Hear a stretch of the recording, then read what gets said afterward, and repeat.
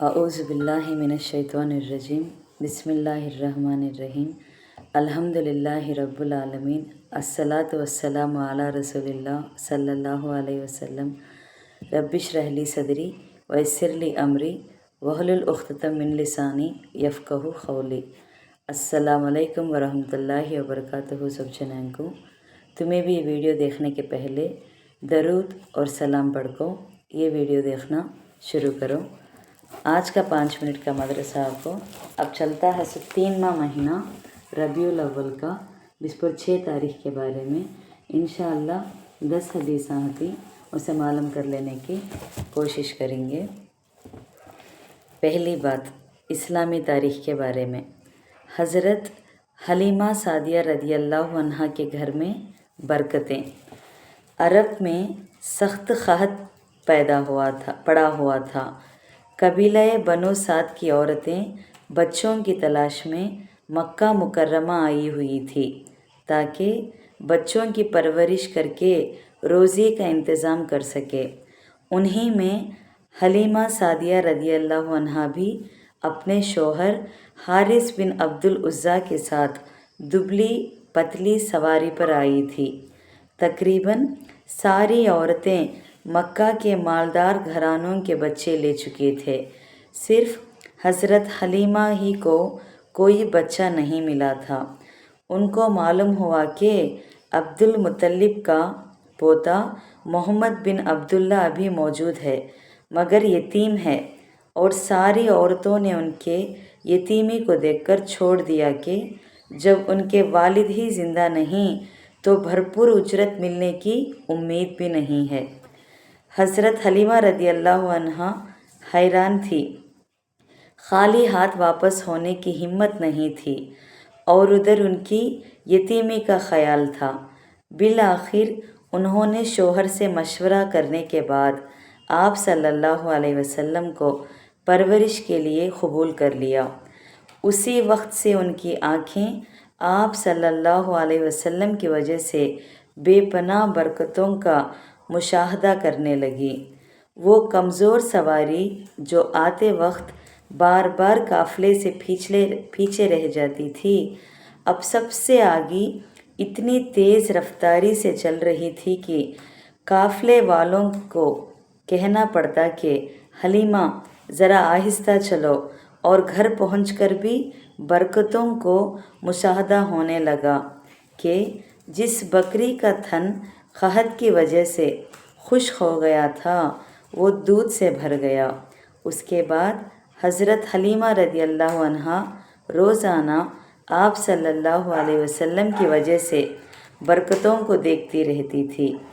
सख्त कहत साली के उस दौर में भी उनके घर में इतनी खुशहाली थी कि कबीले वाले हैरान थे और हर शख्स अपने चरवाहे को ये ताकीद करते कि अपने जानवरों को भी उसी जंगल में चराओ जहाँ हलीमा की बकरियाँ चरती हैं। 2वां क़िस्सा हुज़ूर सल्लल्लाहु अलैहि वसल्लम का मोजिज़े के बारे में, एक चमत्कार के बारे में। हज़रत अली रदियल्लाहु अन्हु के दर्द का अच्छा हो जाना। हज़रत अली रदियल्लाहु अन्हु कहते हैं कि एक मर्तबा मुझे सख्त दर्द लायक हुआ कि मैं मौत को याद करने लगा। आप सल्लल्लाहु अलैहि वसल्लम के खिदमत अक़दस में हाज़िर हुआ। आप सल्लल्लाहु अलैहि वसल्लम ने फरमाया, ऐ अल्लाह इसे शिफ़ा अता फरमा। हज़रत अली रदियल्लाहु अन्हु कहते हैं कि मैं उसी वक्त अच्छा हो गया, फिर आज तक वो दर्द मुझे नहीं हुआ। तिरमिज़ी 3564 के रेफरेंस में से।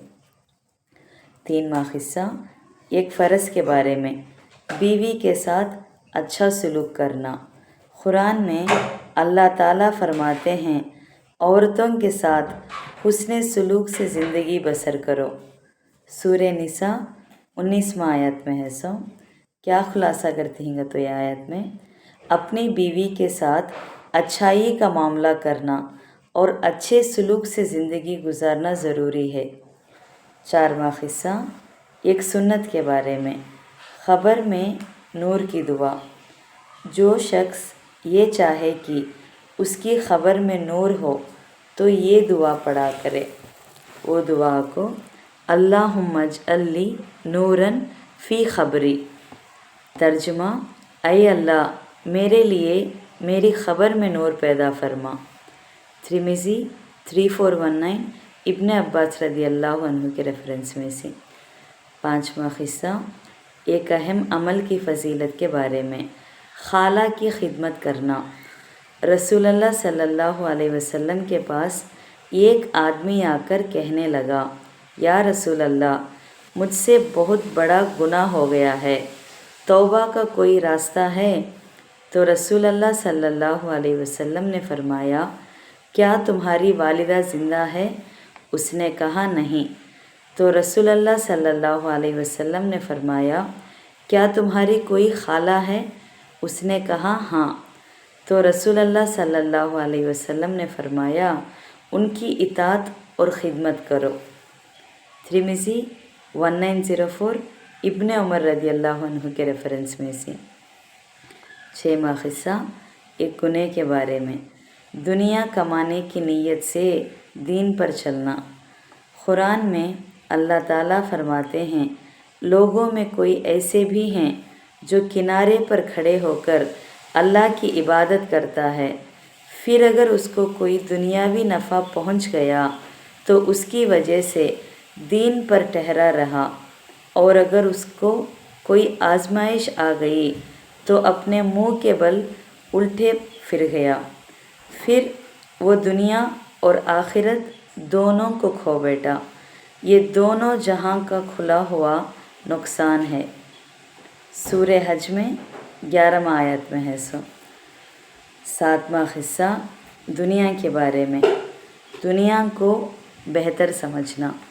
قرآن میں اللہ تعالیٰ فرماتے ہیں، اے منکروں تم لوگ دنیا کو آخرت پر ترجیح دیتے ہو، حالانکہ آخرت دنیا کے مقابلے میں زیادہ بہتر اور باقی رہنے والی ہے۔ سورہ اعلیٰ 16-17 آیت میں ہے سو۔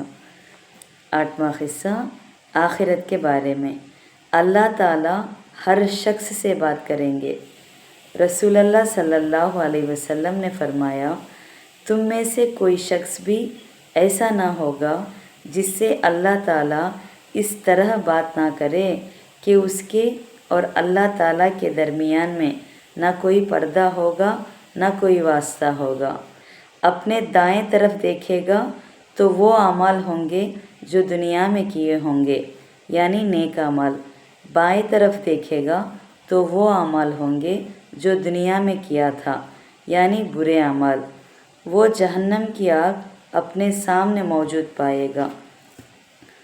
صحیح بخاری حدیث 7512 عدی بن حاتم رضی اللہ عنہ کے ریفرنس میں سے۔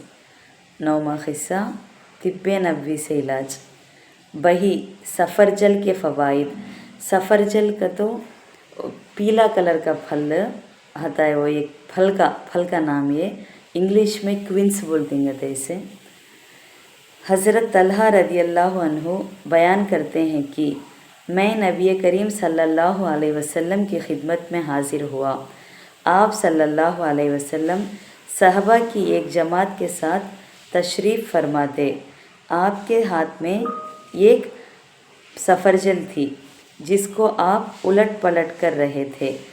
جب میں آپ کے پاس بیٹھ گیا تو آپ صلی اللہ علیہ وسلم نے سفرجل میری طرف بڑھائی، پھر فرمایا کہ ابو محمد اس کو لے لو، اس لیے کہ یہ دل کو مضبوط، سانس کو خوشگوار اور سینے کو بھاری پن دور کرتا ہے۔ معجم کبیر 219 میں ہے سو۔ آخری 10واں قصہ نبی صلی اللہ علیہ وسلم کی نصیحت کے بارے میں، موت کو کثرت سے یاد کرو۔ رسول اللہ صلی اللہ علیہ وسلم نے فرمایا، لذتوں کو ختم کرنے والی چیز موت کو کثرت سے یاد کیا کرو۔ ابن ماجہ 4258 ابو ہریرہ رضی اللہ عنہ کے ریفرنس میں سے۔ الحمدللہ آج کا 5 منٹ کا مدرسہ 26 ربیع الاول کے بارے میں بات کر لیے۔ انشاءاللہ کل 27 ربیع الاول کے بارے میں بات کریں گے۔ السلام علیکم ورحمۃ اللہ وبرکاتہ۔